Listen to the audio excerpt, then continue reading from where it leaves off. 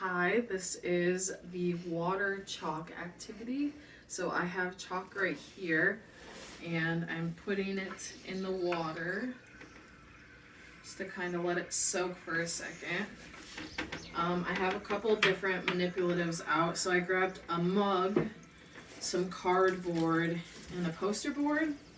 So the thought with this is that it's a really good activity for children to explore what wet chalk versus dry chalk does on different objects. If it was summer out, I would preferably like to do this when I could actually gather like stones and some sticks and different things like that from outside, or leaves where children could draw on those, because I think stones show very differently how wet versus dry chalk works. So like the thought would be is like the children can come over and they can draw with a handful of different objects, kind of like whatever they want, and experiment with, like, you know, the dry chalk and how different that is and how that shows up on some of these different things. And then they would be able to also come in here and, you know, grab wet chalk and, you know, what does wet chalk do? You know, and it's a very different, like, texture. And it's very fizzy, and it's fun to play in the water, and it's a whole sensory thing, you know, and they can talk about it drying and, you know, why does it feel different? How is it grip different?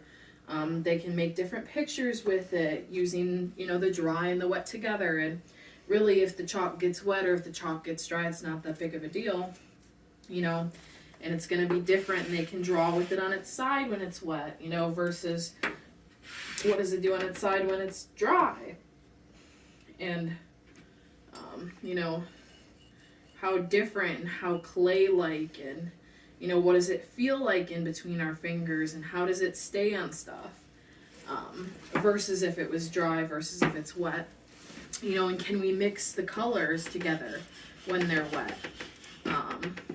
Like, I know if you mix the chalks when they're wet, you can get, like here, there's a little bit of a purple between the red and the blue, whereas like with the dry chalk, you can't really mix it. So I think it's a really good opportunity to talk about, you know, mixing colors and just kind of the properties of that, and why some materials mix easier than other materials, and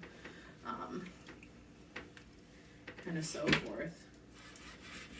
You know, this is an activity that can be done inside in a sensory table. This is an activity that can be done outside.